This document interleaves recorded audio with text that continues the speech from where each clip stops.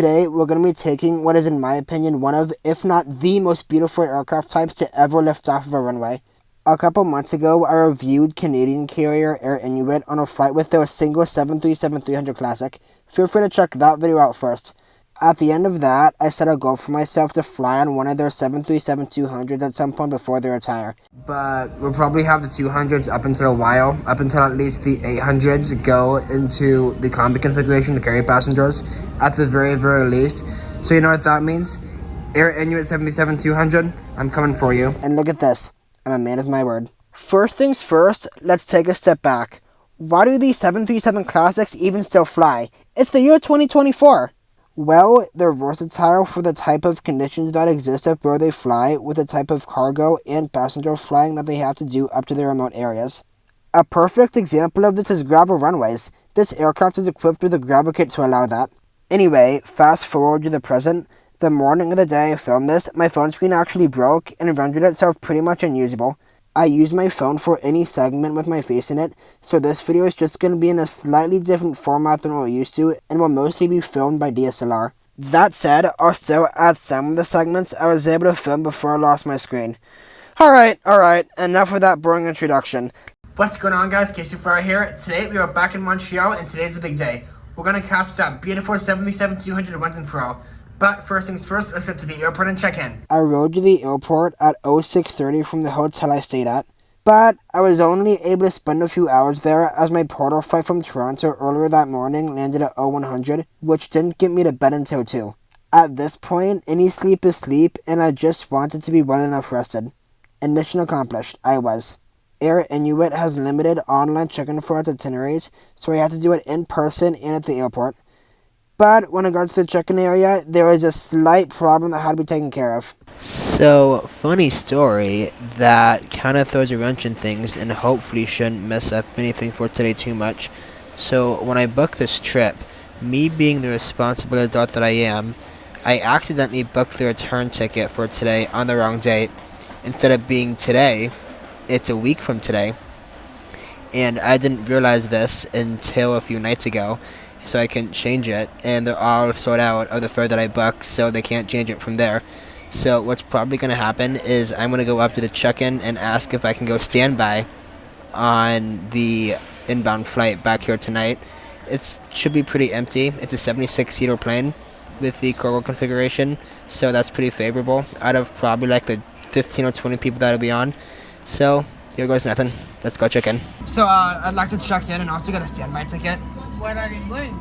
Le Grand. Long story short, I just went to the check-in counter and asked for a standby ticket. They said no, just because they couldn't issue it that far out, which is fine, that's a whole week. They also couldn't change the flight from their end.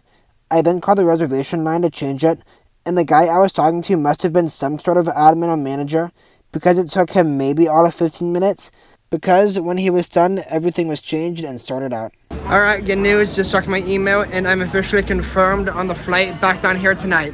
Before this, my experience with TSA in Canada has felt like rock bottom. In Edmonton last week, the TSA agent asked me if he could see my camera bag as I was just minding my own business in the queue. Looked through both my bags, my backpack, and my camera bag thoroughly, and I also got pulled over after going through the extra to search. But guess what, today was not like that. I got through in a small handful of minutes.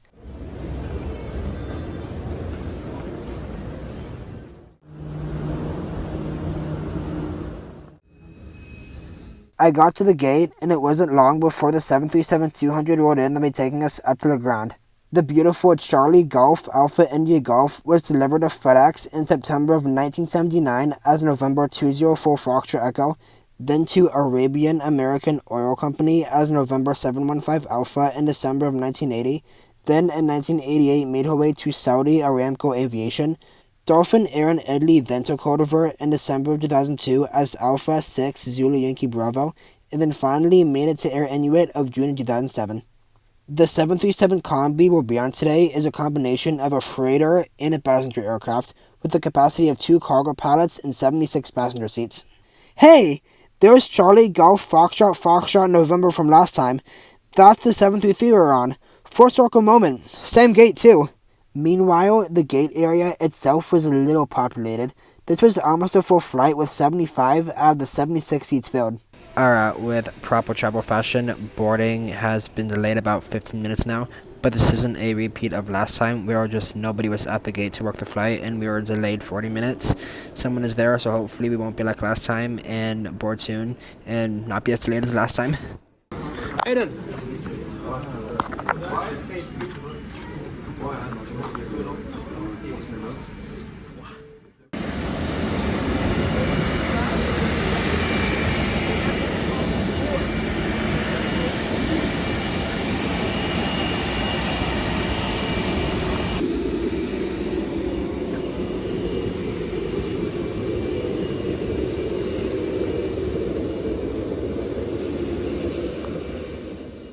I actually got uncomfortably close to not getting a window.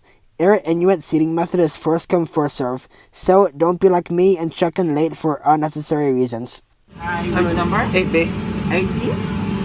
So, here in the middle. Perfect. And the heavier one under the seat in front of you. I asked the crew and lucked out with seat 19A, which was the very last row in the back, with a width of 17.5 and a pitch of 32. Not to mention an amazing view of the wing and back part of the iconic JT-80 engine. Alright, on board the Air Inuit 737-200. So originally I was in 7B, but I asked a flight attendant at the last minute, and this last row opened up for me to sit in and look out the window. And the other thing that's a bit unfortunate is I'm getting told off for filming left, right, and center, which is a whole lot different from last time, where they were really friendly, they're into it, they're really into me filming them, and they're really, really, really chill about it. But not now. Like, they're telling me off, absolutely. Like, they're suspicious of me filming and doing any of that, which is fine, because I can get not filming crew because of safety, but just me filming out the window and just filming the aisle and the cabin. At that point, I'm not even scared to even film the cabin, to be honest, because this is a really, really, really cool old 737-200 cabin. So just at the risk of someone coming back and telling me off for filming, I'm just afraid to even film the cabin. No, seriously, check out the cabin too. The classic looking overheads and air vents that haven't changed. So cool. Thank you for your cooperation and enjoy your flight. So as it turned out, it was only the ground crew outside that were helping us board that were giving me a hard time for filming. The flight attendants on board were chill and nice about it. So a lot of this is probably just going to be voiceover DSLR shots at the window, since my phone is kind of hanging by a thread right now.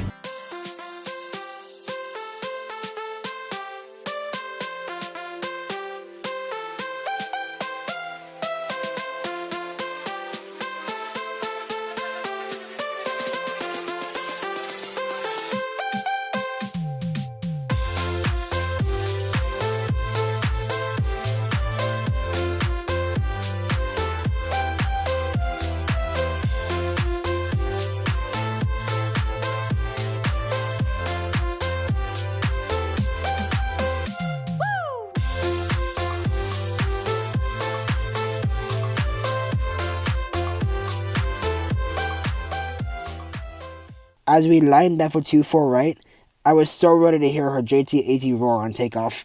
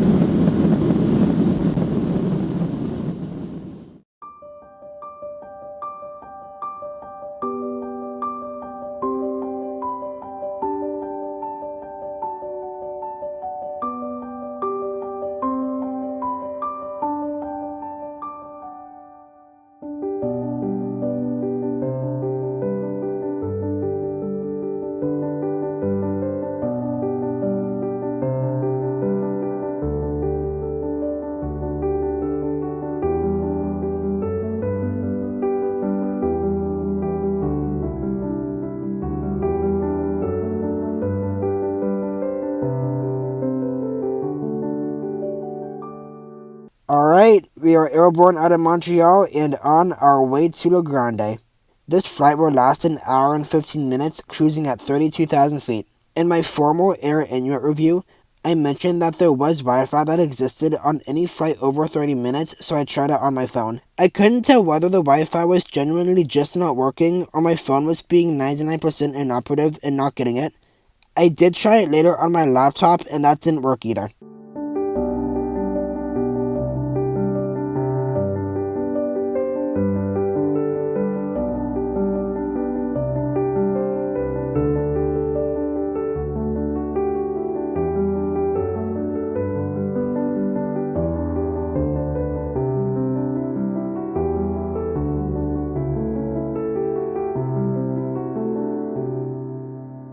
A little bit after we leveled off at flight level 320, the two cabin crews started the complimentary beverage service accompanying the hot and cold meal service. These meals were included in the ticket, so they were completely complimentary and available on most of the 737 and -8 routes. I'm no foodie, and this is anything but a food channel, so to be completely transparent with you guys, I have absolutely no clue what this main entree is. But I did enjoy the potatoes and the banana bread that came with it. A few minutes after they took the drink orders, I got my drink. I just opted for a soda. At the very end of the meal, they gave out peppermints wrapped in some neat wrapping paper with the Air Inuit logo on it. Top of the scent came closer and closer, so I gotta go finish this up so the crew can take it.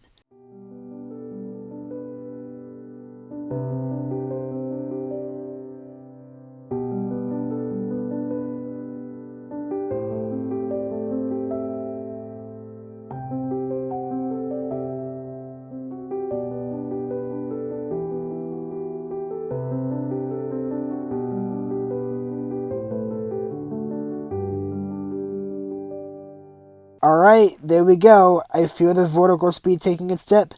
We'll be in Le Grand in the next 20 minutes.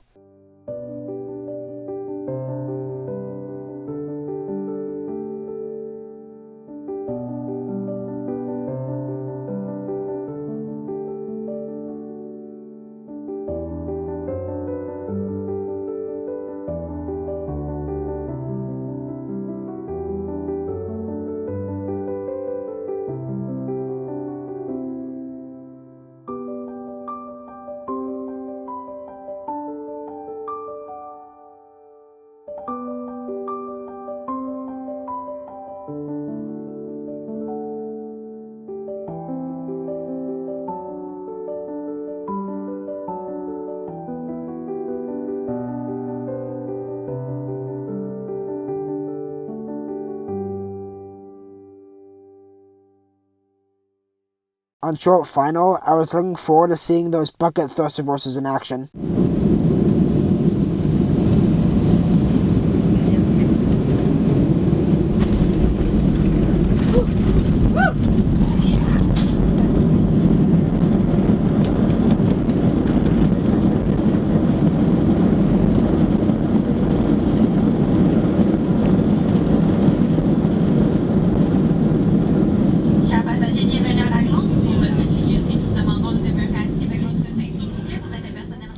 Okay, that was satisfying to watch. Welcome to the Grand. Your passenger will have to look out for your safety. We ask that you remain seated with your seatbelt fastened to your carry-on luggage. So until the aircraft has come to a stop in front of the terminal building, and the seatbelt sign has been turned off. Si vous êtes arrivé à destination, n'oubliez pas d'emporter avec vous tout votre personnel.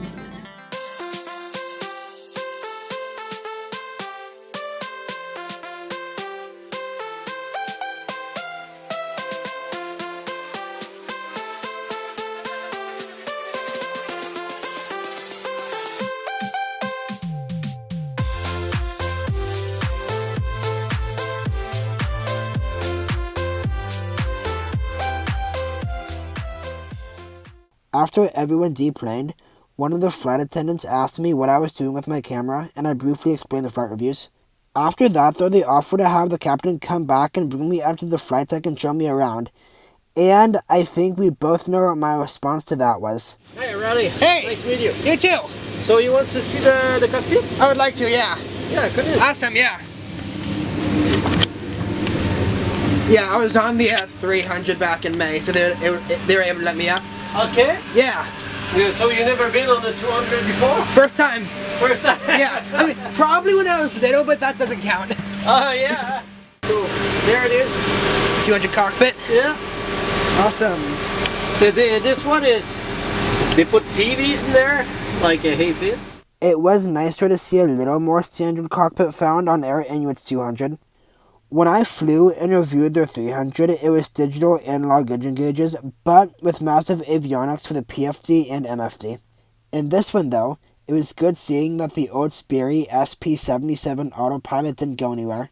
Unfortunately, it was a little bit of a shame seeing that the only non-standard things were the two IFA screens for the attitude indicator and CDI, as opposed to just steam gauge, as well as the GPS performance system it had installed. The captain did say, though, that everything was fully standard and analog on the full cargo configured 200s, though. So what are you doing with those pictures after that? You're just doing like a huge, I may say, Yeah. poster or something like that? Or what? Yeah, I mean, I have a YouTube channel where I fly on like different airlines and different aircraft types. I mean, I posted my video on the 300 last month.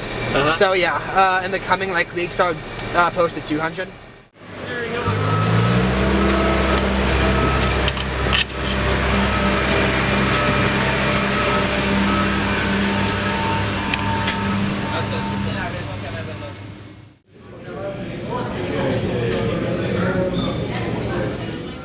The terminal here is small and standard. A single gate, but believe it or not, multiple airlines. Hydro-Quebec flies here too with a Dash 8 Q400 and an Air Inuit Q300 flight, so there is some variety. I also got to see the newest addition to their fleet, the only a couple months old 737-800 freighter. There were also GA action, such as the Beech 1900 and a PC-12, so Air Inuit definitely isn't alone here. We can thank all the nearby villages for that.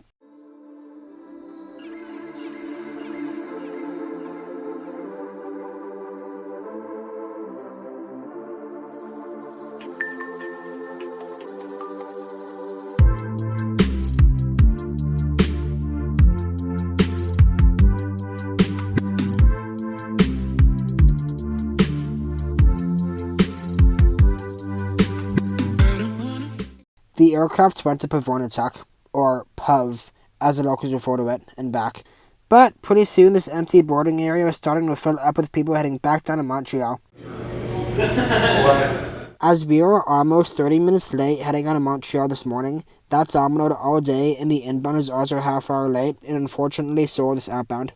Everyone continuing on from Pavonitak had to deplane, and we cleared TSA at each stop, so everyone had to go through the small TSA station they had here, and also wait in the literal waiting room until boarding. I counted only 28 people flying back with us. Passengers on Air Inuit Flight 705 going to Montreal, now ready for pre-boarding.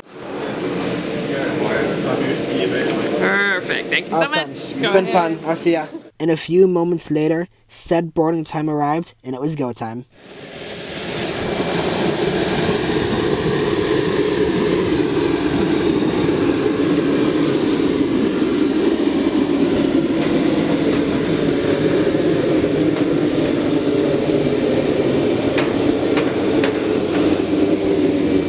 Miss me?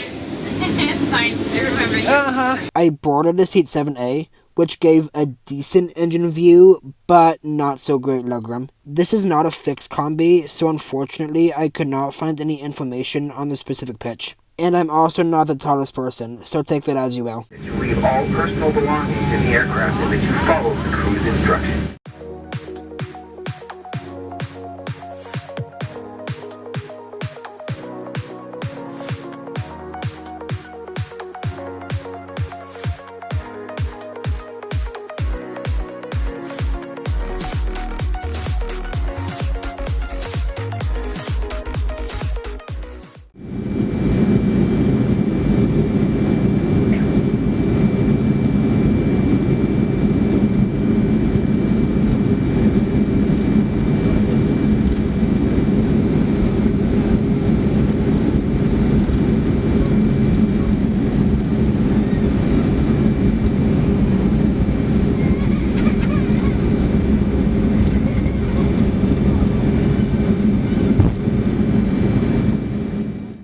Hopefully we can look past that crying baby on takeoff, but after hearing that engine roar again, we are off on the hour and 35-minute flight back to IUL. Normally now is when I would go through my Raleigh rating system to rate the airline overall, but since I already have a formal Air Inuit review on the channel, that won't be necessary on today's flights.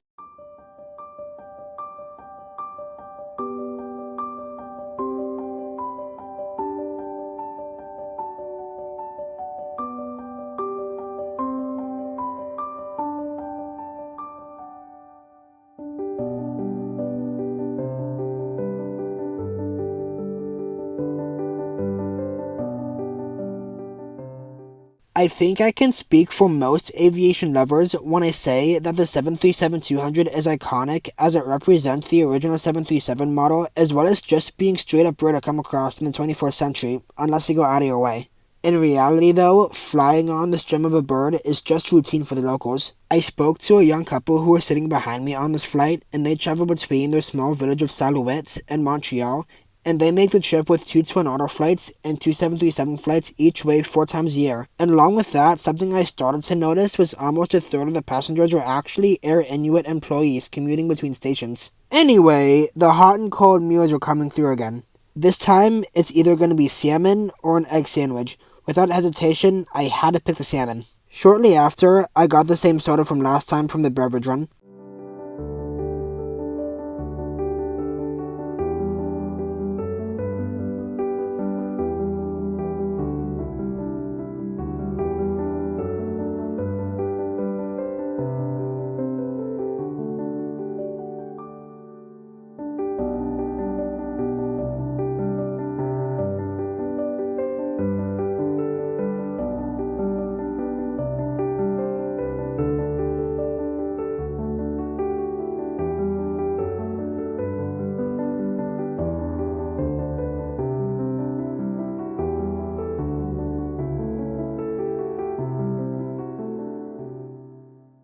Beginning our descent back into Montreal, I will say that it's pretty clear that these Canadian airlines still take pride in their 737 classics. We have Air North with a 735, Canadian North and Air Inuit rocking 733s, and Northern North and Air Inuit working 732s. They definitely are better for flying up to the villages with smaller runways, and their employees for the most part enjoy them, so my best takeaway from this would just be, if it ain't broke, don't fix it.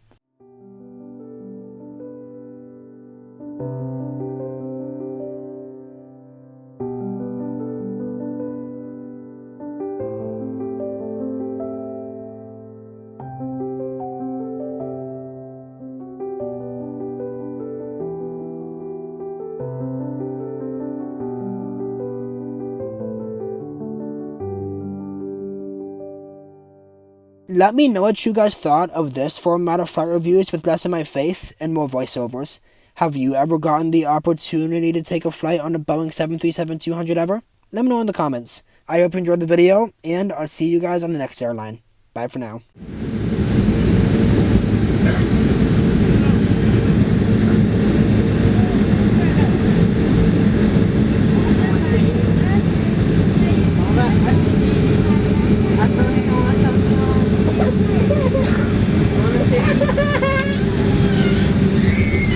Beautiful.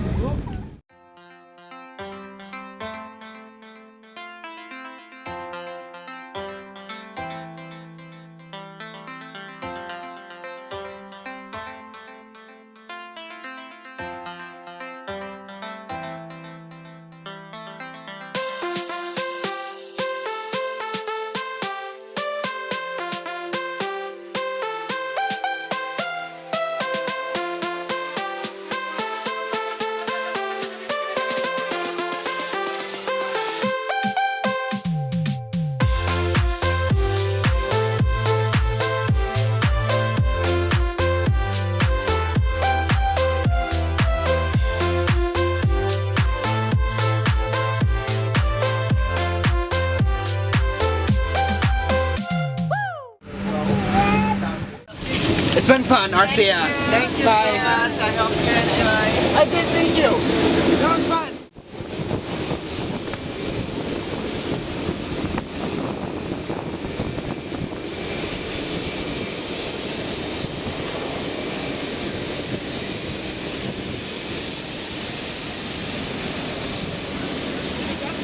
I did. did, yeah.